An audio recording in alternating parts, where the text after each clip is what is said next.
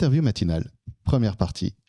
J'ai le grand plaisir d'accueillir Irène Afanou. Irène, bonjour. Bonjour.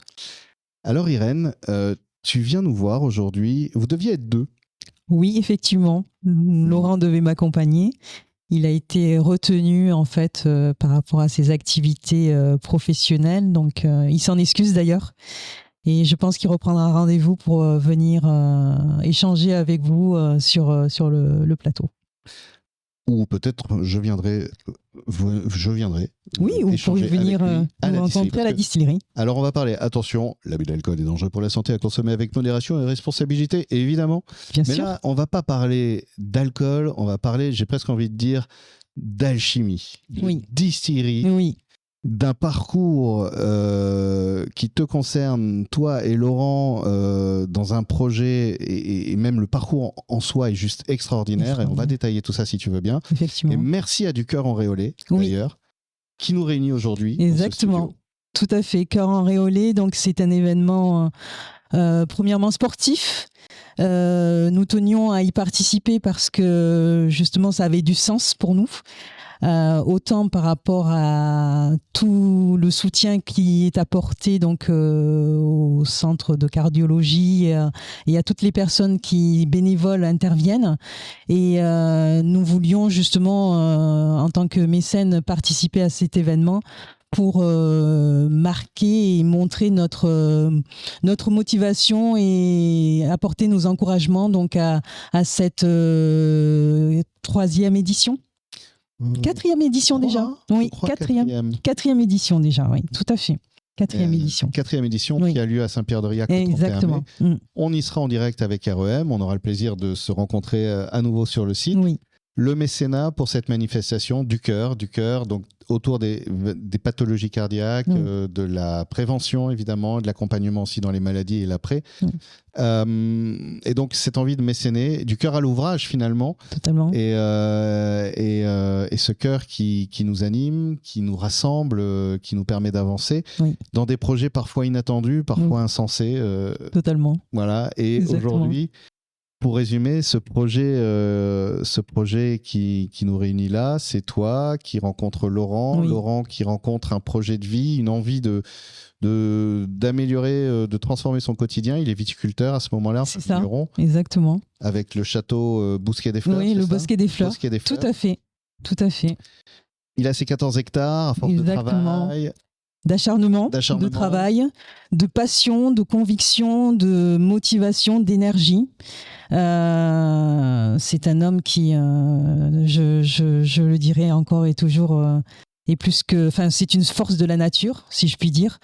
Et il met en fait, et d'où cette motivation de participer au Cœur Enréolé, il met son cœur en fait dans tout ce qu'il fait. Et je pense qu'aujourd'hui, des personnes qui sont aussi motivées et qui se donnent tous les jours pour pouvoir apporter leur contribution, ça manque. Et ça fait plaisir de voir que d'avoir une personne aussi proche de soi, c'est motivant. Ouais. C'est motivant. Déjà, toi, à titre personnel, son énergie, elle te transporte. Elle me transporte, elle me fait rayonner, elle me booste tous les jours. C'est vrai que c'est pas toujours évident parce que parfois on peut se décourager en se disant je n'y arriverai pas, mais il est là pour vous relever tous les jours. Et lui, il continue de construire, puisque ça n'est pas le château, le Bosquet des Fleurs qui mécène, c'est la distillerie Benoît Serre. Tout à fait, exactement. Et j'aimerais bien qu'on parle un peu de l'histoire de cette distillerie, parce que c'est une histoire qui est dingue. 1841, la distillerie Benoît Serre, elle éclot, elle naît autour de la liqueur de violette. Oui, tout à fait. Voilà. Enfin, le produit historique, en fait, c'est l'eau de noix. L'eau de noix qui est le tout premier produit qui est né de la distillerie. parce que donc la famille Serre vivait donc à Salviac. C'est là qu'ils ont créé donc cette liqueur, cette eau de vie en fait. Et au fil du temps, donc dans les évolutions, donc ils ont renouvelé un petit peu leur gamme, puisque par la suite ils sont partis donc à Valence d'Agen. Valence d'Agen, c'était la grande mode des eaux de vie, donc les eaux donc mélangées avec les fruits mélangés à l'alcool.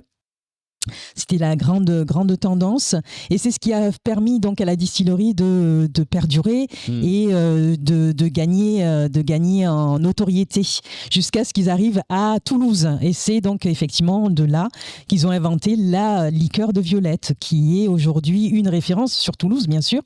Et la liqueur de violette est distribuée sur tous les établissements de Toulouse, entre autres la Maison de la Violette, que je pense beaucoup de personnes connaissent sur Toulouse. Hein. Effectivement. Et donc, on est à Toulouse, là, sur cette distillerie Benoît Serre. Oui. Lui, il est déjà à la Réole. Oh, oui. Et il se pose la question d'une activité, d'un projet. Il cherche un projet pour ne serait-ce que améliorer son quotidien Tout à fait. Financièrement. Exactement. C'est-à-dire la vigne n'est plus ce que ça a été. Donc, pouvoir continuer la vigne, c'est aussi lui apporter du soutien économiquement. Bien sûr. Exactement. Et il y a une rencontre qui se fait avec Jean-Benoît Serre. Une rencontre par un ami en commun, si je puis dire. Là, Laurent n'était pas du tout amené à racheter une distillerie, parce que c'est pas du tout son domaine. C'était pas un projet. Il s'est pas dit je vais racheter. Voilà, c'est ça. Un jour, Irène, j'ai bien réfléchi. Non, pas du tout. C'est de par une rencontre qu'il a fait le choix de racheter cette distillerie.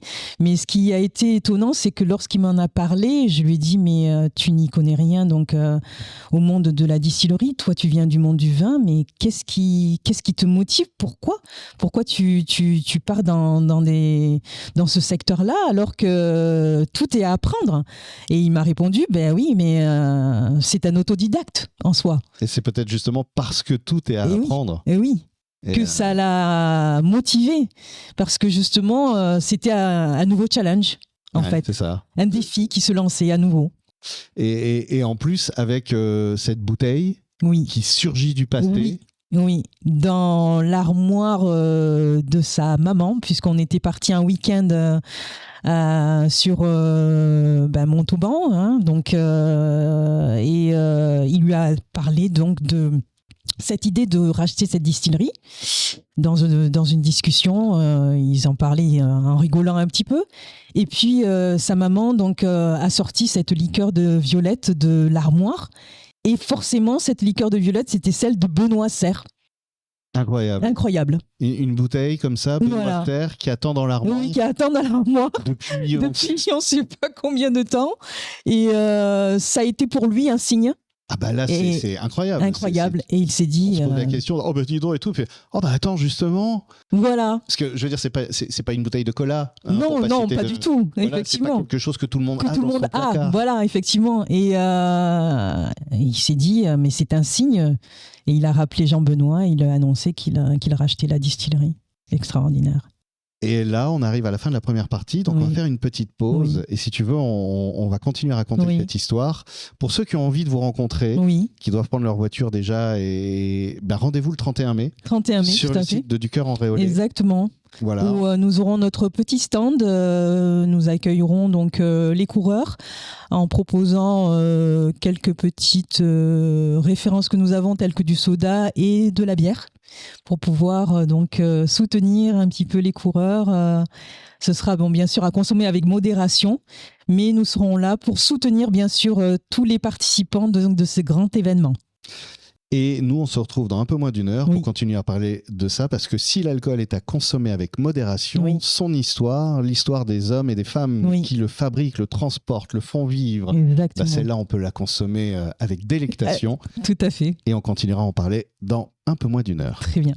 L'interview matinale, deuxième partie, toujours avec Irène. Irène, tu es la femme ? Oui. De Laurent. Donc on s'est paxé, ça va faire quoi ? 3 ans ? 4 ans ? Ok. Oui. Ok. Bon. Ouais, l'amoureuse. L'amoureuse, voilà, l'amoureuse. Et de Laurent. Laurent qui est un homme plein de projets, plein d'aventures. Tout à fait. Et tu l'as rencontré, il était déjà comme ça. Vous êtes rencontrés il y a 8-10 ans 8 ans. Ça fait 8 ans, okay, oui, tout à fait, qu'on s'est rencontrés. Oui. Donc à ce moment-là, il n'a pas encore repris cette distillerie. Non, pas du tout. Il est dans ses vignes. Oui, tout à fait. Toi, tu es où à ce moment-là professionnellement ? Professionnellement, donc à ce moment-là, j'étais en fait, j'avais commencé donc ma reconversion professionnelle. Donc j'étais en fait en formation. Ok. Du côté de l'Aftral, donc sur Artigues. D'accord. Et je préparais mes examens pour pouvoir justement reprendre une autre activité professionnelle dans la partie, dans tout ce qui est logistique. Exactement. Parce que tu me faisais un petit résumé rapide. Oui. Alors attends, je reprends mes notes.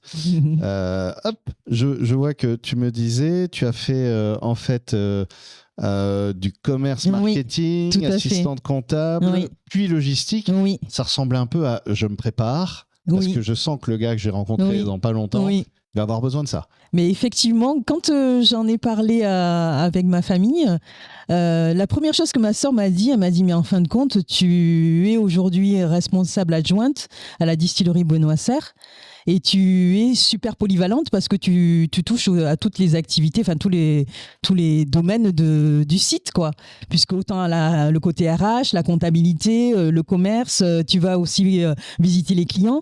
Donc en fait, tout ton parcours professionnel n'est qu'un résumé de ce que tu fais aujourd'hui. Donc effectivement, tu t'es préparé en fait pendant toutes ces années pour prendre le lead, enfin accompagner en fait cette aventure, de la Laurent, dans cette, exactement. Pour ceux qui arrivent juste maintenant sur l'antenne, pour résumer des épisodes précédents. En 1841, 1841, c'est la création de la distillerie Benoît Serre, j'imagine par Benoît Serre. 5 générations après, les enfants ne souhaitent pas reprendre et Jean-Pierre Benoît, c'est ça, Jean Benoît Serre, Jean Benoît Serre. Souhaite la céder et il trouve dans une rencontre entre amis amicale il trouve Laurent qui se dit ok, Twingo ou Bilto, je sais jamais, on y va. On y va, c'est ça. Et en plus il y a toi qui a tout ce bagage professionnel, cette expérience qui peut l'accompagner. Dès le départ, l'idée c'est de travailler ensemble à ce projet ou ça se fait avec Ça s'est fait progressivement parce que très honnêtement j'étais plutôt réticente à l'idée de travailler ensemble. Oui, tout à fait. Parce que je savais pertinemment que le fait de travailler ensemble, enfin, c'était une appréhension en me disant, ça va nous casser notre quotidien. Oui, est-ce que ça va pas être trop poreux ? Voilà, c'est ça, exactement. 3 heures du mat, on sera pas encore en train de parler boulot. Voilà, exactement. Et dès le départ, je voulais faire cette séparation entre la vie professionnelle et la vie personnelle, au point que justement, nous avons fait une séparation sur le domaine. D'accord. C'est-à-dire Sur le domaine, il y a une séparation où on a la partie maison et la partie distillerie. Voilà. D'accord.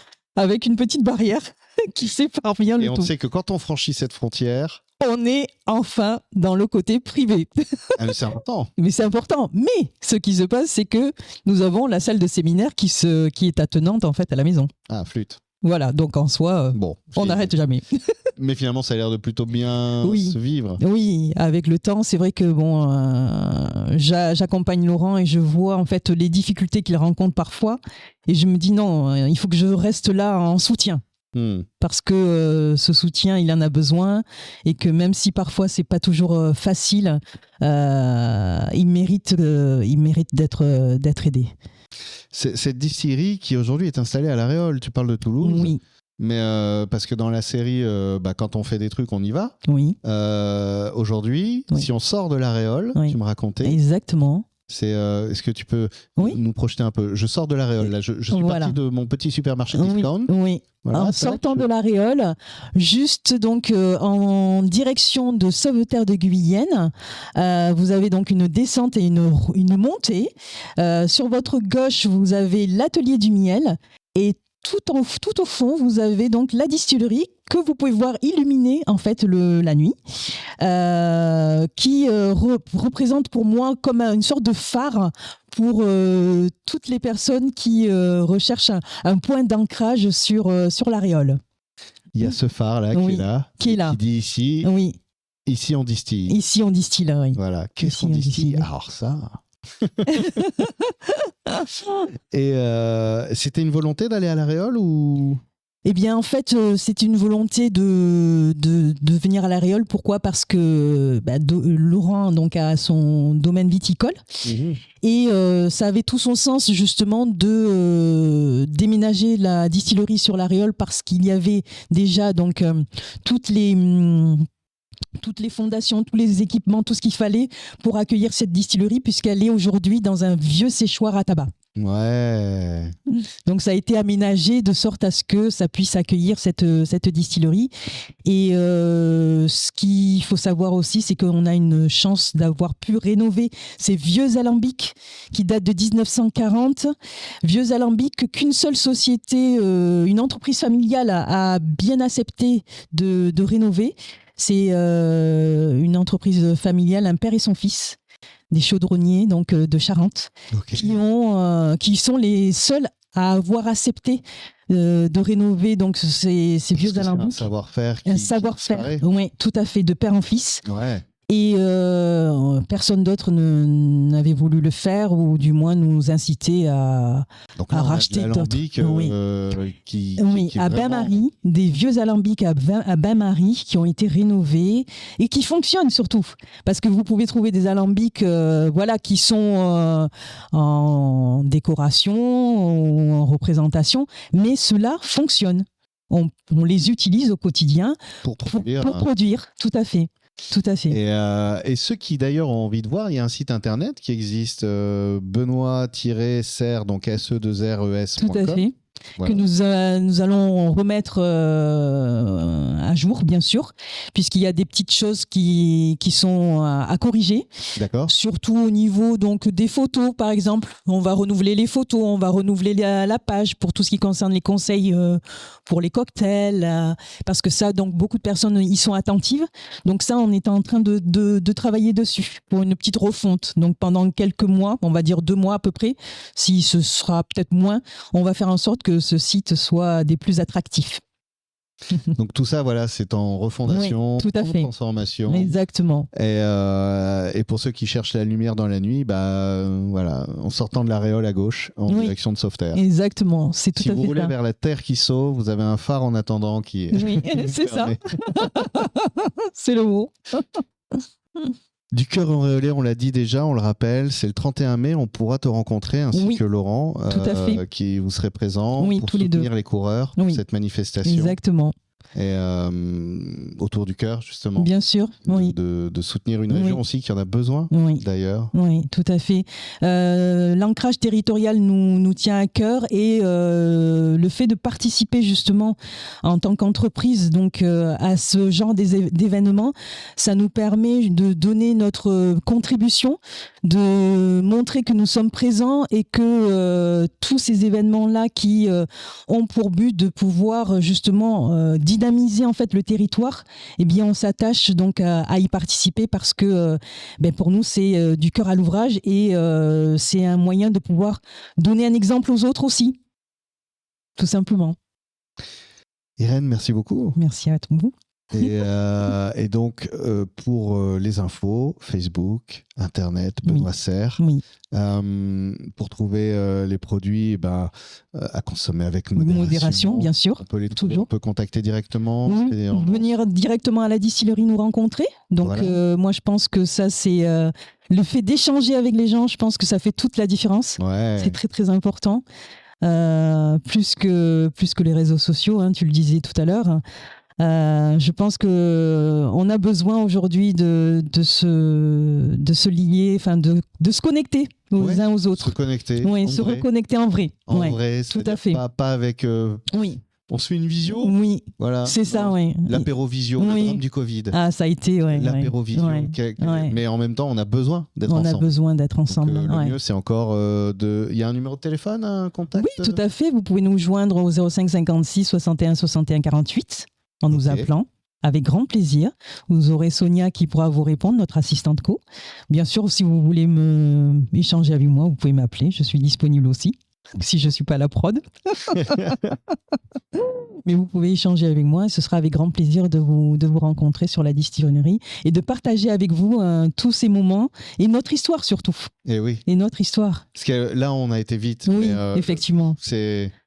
Il y a tellement de choses à raconter et encore moi, je suis plutôt succinct, mais Laurent pourrait vous en parler pendant des heures vu qu'il est tellement passionné par cette histoire qui, comme je le dis et je le répète, est quelque chose qui vient du cœur, tout à fait, si je puis dire.